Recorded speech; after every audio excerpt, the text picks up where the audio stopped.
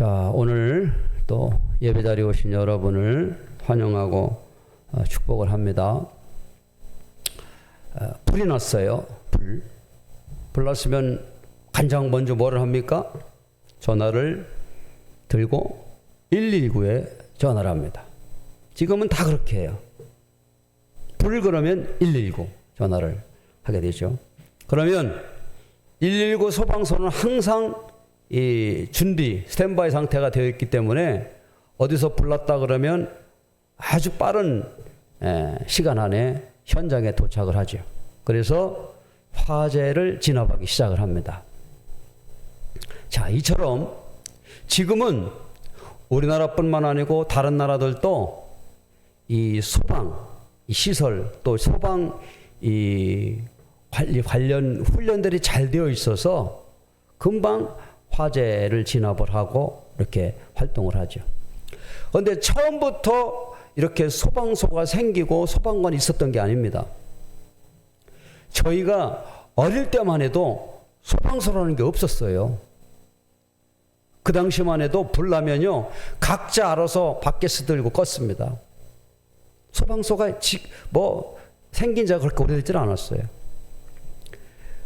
그런데 이 소방서가 이렇게 잘 발달되게 된 계기가 있었는데, 그것은 1666년도에 영국 런던에서 큰 사고가 있었습니다.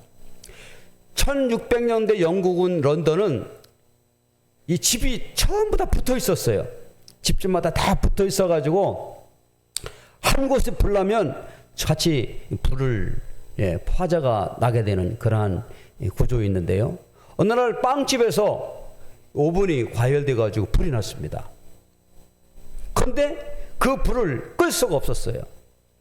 그래가지고 그 당시 영국 런던의 인구가 8만 명인데 7만 명이 자기 집이 불에 타가지고 집을 잃어버렸어요. 영국 런던이 팔칵 뒤집혔습니다. 왕실도 이 분노하는 국민들 때문에 잘못하면 왕실도 막 사람들이 와가지고 불을 지를 이런 막 이 분노가 가득 찼어요. 자, 이 사건을 계기로 지금 영국 런던이 도시 설계를 합니다. 그동안에는 도시 설계가 없어요. 집을 지으면 그 옆에 짓고 그 옆에 짓고 그 옆에 짓고 해가지고 그냥 막 지금 우리 대전도 그렇고 서울도 그렇고 지금은 전부 다 이렇게 다 도시에 맞게 도로도 내고 골목도 내고 이러지 않았습니까? 제가 옛날에 1280년대 우리 윤 집사님은 저 목동, 지금 목동 아파트 있는 그쪽에 자취할 때는 집이 다닥다닥 붙어가지고 차 한 대도 못 다녔습니다. 그 당시는 대부분 다 그랬어요. 한 집에서 불 나면 뭐 바로 가깝기 때문에 다 불 나게 되는 거죠. 그런데 1666년 이런 영국의 대형 화재가 나고 나서 두 가지를 바꿨어요. 하나는 뭐냐면 도시계획을 하기 시작을 했어요. 야, 이렇게 불나니까 한 집에서 불나니까 온 도시가 다 타버리네. 안 되겠다. 도시계획을 해가지고 딱딱 집과 집도 떨어지게 하고, 그리고 건축도 불연제, 불에 안 타는 거, 또 콘크리트 이렇게 법으로 만들어 버렸습니다. 두 번째는 불나게 되면 각자 알아서 양동이 들고 끄고 이거 가지고 해결이 안 된다. 이것을 국가에서 딱 이렇게 주도해 가지고 만들었다. 그래서 만든 게 소방청입니다. 소방청. 그리고 화재보험이라는 게 그때 처음 만들어졌어요. 불이 나고 다 타버리면 그 사람들은 갑자기 알거지가 되잖아요. 어떻게 살아요? 그래서 보험이 그때 처음으로 생긴 겁니다. 자, 나라에도 이렇게 큰 위기가 닥치니까 그 위기를 계기로 새로운 변화가 생기게 되는 거죠. 개인에게도 마찬가지예요. 개인에게도. 우리 개인에게도 인생을 살면서 큰 위기가 옵니다. 그러면 그 올 때 우리가 어떻게 결정하고 행동해야 되는지가 상당히 중요하죠. 임계점이라는 게 있어요. 임계점이라는 게 뭐냐면 물질이 어떤 환경에 의해서 변화되는 그 지점이 임계점이에요. 예를 들면 물이 몇 도에 끓어요? 100도 되면 끓습니다. 100도 되면 딱 끓어가지고 그때부터 물이 끓기 시작하는 이게 임계점이라는 거예요. 오늘 본문에 보면 인생을 살아가면서 임계점을 맞는 장면이 성경을 통하여 나오게 되는데, 자, 예수님께서 공생애를 시작하시면서 맞는 첫 번째 표적 가운데 하나가 오늘 말씀이에요. 먼저 문제의 임계점이 시작돼요. 문제. 런던 시내에 화재가 발생한 것처럼 우리 각 개인에게도 문제의 임계점이 있어요. 건강했는데 갑자기 건강검진했는데 암 말기야. 잘 나가던 사업이 부도가 났어요. 자녀들이 취업에 실패하고 많은 어려움이 겪어서 시리에 빠져 있어요. 이게 전부 다 인생의 임계점이 도달하는 거예요. 그때에 어떻게 행동하는지가 오늘 본문에 나와 있는 말씀이에요. 자, 한번 2절 보겠습니다. 다 같이 요한복음 2장 2절 시작. 예수와 그 제자들도 혼례의 청함을 받았더니 3절 포도주가 떨어진지라 예수의 어머니가 예수에게 이르되 저들이 포도주가 없다 하니. 유대인들은 혼인잔치를 7일씩 합니다. 일주일씩. 그래서 일주일 내내 손님들이 찾아와서 먹고 결혼 축하를 환영해주고 이런 행사를 하거든요. 그런데 한참 혼인 이 잔치를 하고 있는 중에 포도주가 떨어졌다는 거예요. 포도주. 잔치를 준비하는 사람들은 음식을 늘 잘 준비해 놓고 또 그 중에서도 그 당시 이쪽 사람들은 음료수가 포도주입니다. 포도주. 그런데 포도주가 떨어졌어요. 그러면 잔치의 그런 기본적인 이 기쁨의 요소가 사라졌다 이런 말이에요. 그래서 이 포도주라고 하는 것은 즐거움과 기쁨을 상징하는데, 만약에 포도주가 준비가 안 되고 떨어졌으면 그 잔치를 준비하는 혼주는 사람들에게 큰 결례를 행하게 되는 것입니다. 이 문제의 시작이 여기에 있는 거예요.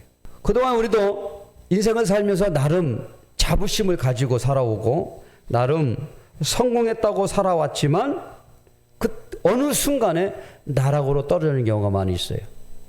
어떤 사람이 쓴 그 글을 읽어보니까 나는 대기업을 다녔는데 25년 동안 대기업에서 팀장으로 열심히 일하고 해외 출장도 가고 월급도 많으니까 집도 사고 차도 사고 또 아이들한테 뭐 좋은 것도 많이 선물하고 그래가지고 아주 이렇게 이 자신만만하게 살아왔다는 거예요. 그런데 어느 날 인사에서 평직원으로 이렇게 떨어지게 됐다는 겁니다. 팀장에서 평직원으로 떨어지니까 자기가 데리고 있었던 후배 밑에 가서 지도를 받게 되고 그리고 월급도 줄게 되고 그때부터 이 사람이 스트레스를 많이 받게 돼요. 결국에는 오래 버티지 못하고 퇴사를 했다는 거예요. 나이가 얼마 안 된 50대 초반에. 그 대기업에서 직장 생활하다가 일찍 퇴사를 하니까 뭐 할 게 있어야지. 운전을 해야 되려나, 무슨 식당을 차려야 되려나, 이런저런 일을 해도 자신이 없더라 이런 말이에요. 이게 어떤 거예요? 문제의 임계점이 오게 되는 것이죠. 자, 그런데 그 다음에 어떤 일이 있는지 한번 보겠습니다. 5절 말씀 한번 읽어보겠어요.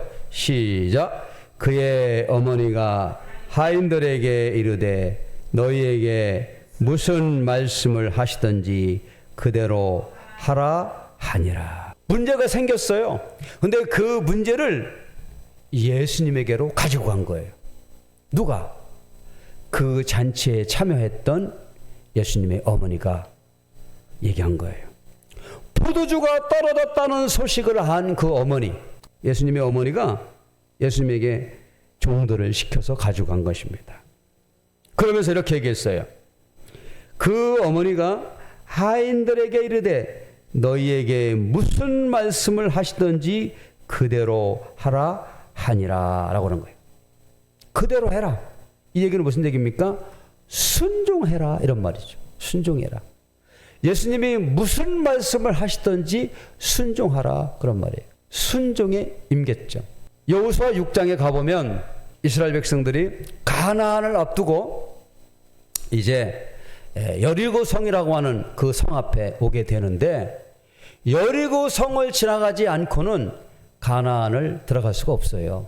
그래서 반드시 가나안을 들어가려면 저 여리고 성을 통과해야 됩니다. 그런데 하나님이 이렇게 말씀하셔요. 여호수아 6장 2절 3절에 이렇게 말합니다. 여호와께서 여호수아에게 이르시되 보라, 내가 여리고와 그 왕과 용사들을 내 손에 넘겨 주었으니 너희 모든 군사는 그 성을 둘러 성 주위를 매일 한 번씩 돌되 엿새 동안을 그리하라 그런 거예요. 하나님이 여호수아에게 하신 말씀은 저 여리고 성을 하루에 한 바퀴씩 그냥 빙 돌아 그렇게 말씀하셨어요. 이 말을 들은 여호수아와 여호수아를 따르는 그 지도자들은 무슨 하나님이 여리고 성을 그냥 한 바퀴씩 돌으라 그래, 그것도 하루에 한 번씩 6일 동안, 그게 이해가 됩니까? 하나님이 여리고 성을 공격할 때 칼을 준비하고 창을 준비하고 방패를 준비하고 공격은 어떻게 하고 그렇게 말하면 이해가 되겠지만, 하나님이 여호수아에게 공격하는 방법은 도저히 이해가 되는 방법이 아닙니다. 그런데 여호수아는 거기에 불평 한마디 하지 않았어요. 그리고 그대로 하나님의 말씀에 순종했습니다. 결국 어떻게 됐습니까? 여호수아 6장에 가보면 하나님께서 말씀하신 대로 하루에 한 바퀴씩 돌고 마지막 7번째 날은 7번을 도르니까 무너졌다, 그렇게 성경은 기록하고 있어요. 이게 하나님 방법이에요. 여기서 주고자 하는 메시지가 뭡니까? 믿음은 언제나 순종을 통해서 증명된다라고 하는 거예요. 어떤 상황이 이루어지기 전까지 우리는 불확실한 상태에 살아요. 우리 앞에는 많은 불확실이 있어요. 저게 정말 될까? 저게 과연 가능할까? 불확신, 불안감, 의심 이런 게 꽉 차 있습니다. 그런데 성경을 보면 순종하라 그렇게 얘기하는 거예요. 결과를 예측할 수가 없습니다. 막연합니다. 문제 앞에 어찌할 바를 모릅니다. 말도 안 되는 명령일 수 있는데 그 명령 앞에 아멘하고 나갔더니 어떻게 해요? 하나님이 일하기 시작한다 이런 말이에요. 내가 빈손으로 걸을 때, 날이 저물어서 내가 빈손으로 걸을 때, 그때가 뭐예요? 하나님이 일하실 때라고 하는 것이죠. 7절 말씀 보겠습니다. 다 같이 한번 읽어보겠어요? 시작. 예수께서 그들에게 이르시되 항아리에 물을 채우라 하신즉 아기까지 채우니 그랬어요. 이 하인들은 참 믿음이 좋아요. 참 순종하는 사람들이었어요. 예수님의 어머니가 시키는 그대로 했어요. 주님께서 무슨 말씀하든지 그대로 하라 그런 거예요. 그랬더니 예수님이 뭐라고 하는 거예요? 항아리에 물을 채워라 그런 거예요. 예수님이 처음에는 4절에서 보니까 여자여 포도주가 떨어진 거하고 나하고 무슨 상관이 있습니까? 이렇게 얘기했어요. 처음에는 좀 예수님의 어머니의 말을 총을 들어주지 않을 것 같이 이렇게 얘기했는데 하인들이 오니까 항아리에 물을 채우라 그런 거예요. 그런데 항아리가 어떤 항아리냐라고 6절을 보니까 거기에 유대인의 정결 예식을 따라 두세 통 드는 돌 항아리 6이 놓여 있는지라. 항아리 큰 게 6개가 있었던 거예요. 그런데 예수님이 그 하인들에게 항아리에 물을 채우라라고 이렇게 이야기한 것이죠. 그런데 채울 때에 어디까지 채웠다고요? 아귀까지 채웠다라고 이렇게 얘기했어요. 충만의 임계점이에요. 채울 때 아귀까지 채웠다. 넘치도록 채웠다라고 하는 것이죠. 대충 채운 게 아닙니다. 충만했다는 말은 거기에 모든 것을 다 힘을 쏟아서 했다는 말이에요. 성경에 보면 주의 일을 할 때도 대충 하는데 일이 안 일어나요. 일반적인 사회에서도 모든 마음과 마음을 다 해서 해야 역사가 일어납니다. 역사가. 아주 유명한 일화가 있죠. 저 서해안에 가보면요, 바다를 메꿔가지고 이 섬과 섬을 연결해서 이렇게 돌을 쌓아가는데 마지막까지 이제 쌓아야 되는데 그때 물살이 너무 세니까 큰 돌을 갖다 퍼도 돌이 그냥 물살에 떠내려가고 그러는 거예요. 근데 정주영 씨가 이 문제를 어떻게 하면 좋을까 생각하다가 아이디어가 떠올랐어요. 그 아이디어가 뭘까요? 폐 컨테이너 선, 큰 배.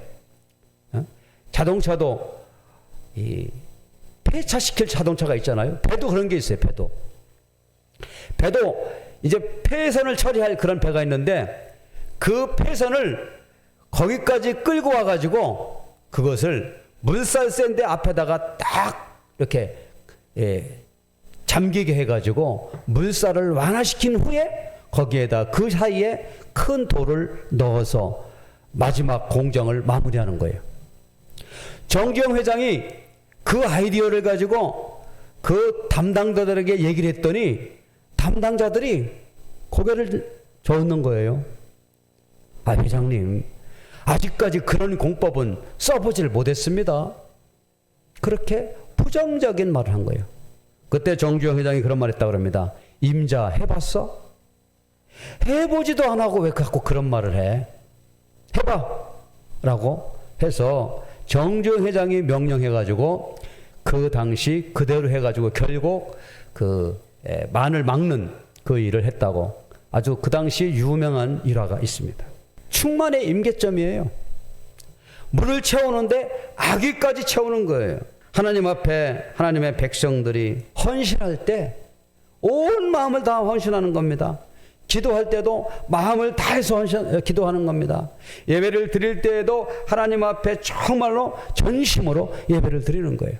결국 감동적인 삶을 산다고 하는 것이 이것이 충만의 임계점이에요.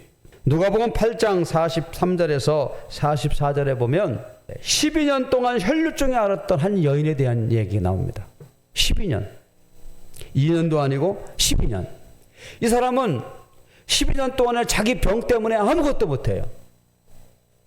그래서 이 사람은 여기저기 좋다는 의사들을 다 찾아다녀 보았지만 병을 고치질 못했어요.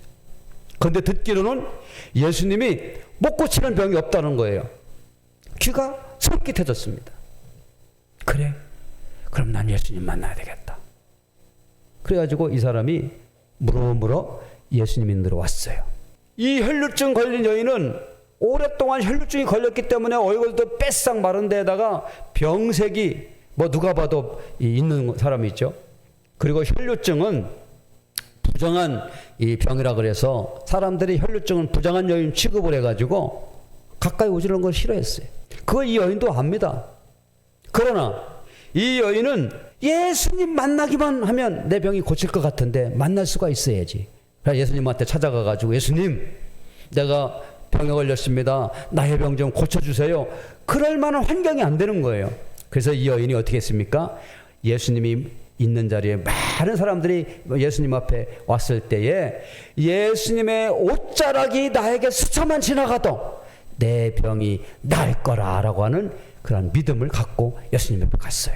예수님은 손을 못 잡고 그렇지만 그 성경에 보니까 뭐라고 나와 있느냐, 예수님이 지나갈 때에 옷가에 이 여인이 손을 대었더니 혈루증이 즉시 그쳤더라, 그렇게 나와 있어요. 이게 뭡니까? 충만의 임계점이에요. 마지막 한순간까지 온 전심을 다하는 게 바로 이 역사입니다. 자, 9절 말씀 한번 읽어보겠습니다. 8절부터 시작. 이제는 떠서 연회장에게 갖다 주라 하심에 갖다 주었더니 9절. 연회장은 물로 된 포도주를 맛보고도 어디서 났는지 알지 못하되 물떠온 하인들은 알더라.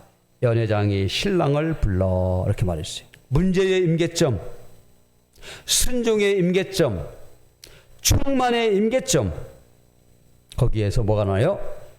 기적이 일어나더라라고 하는 거예요. 우리도 지금 임계점에 있습니다. 개척교회 한 지 6년이 됐는데 야, 이거 한계가 부딪혔어. 안 되나 봐. 지금 1년에 300개 교회 정도가 문을 닫는다 그래요.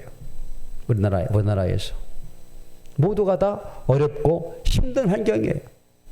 그런데 이때는 정말로 하나님이 일하실 때라는 거예요. 기도할 때 어느 수준이 넘어가면 여리고 성 앞에 있었던 이스라엘 백성들이 하나님의 말씀 가운데 순종할 때에 기적이 일어난 것처럼 임계점은 끝이 아니라 하나님의 기적이 시작되는 문턱이라고 하는 것입니다. 뜨거운 물이 어느 순간에 되면 끓기 시작하는 것처럼 지속적인 믿음과 순종이 계속되어지면 어느 순간에 하나님의 손에 의해 역사가 일어난다는 거예요. 저는 우리 두란노 교회가 지금 우리 두란노 교회가 대전 서북지방에서는 많은 교회들이 주목하고 있어요. 암송학교나 여러 가지 전도 활동이나 이런 거. 그래서 우리 교회에서 9월 달에 전도 세미나를 합니다. 지방에서 목사님들 모시고 한번 전도하는 것 좀 이렇게 우리에게 알려주세요 해서. 그런데 사실 우리 신앙생활이라는 것은 눈에 보이질 않지만 하나님의 말씀을 붙들고 순종하며 나가는 거예요. 자, 우리 삶에도 마찬가지입니다. 나의 삶에도 내 인생은 아무런 희망이 없어.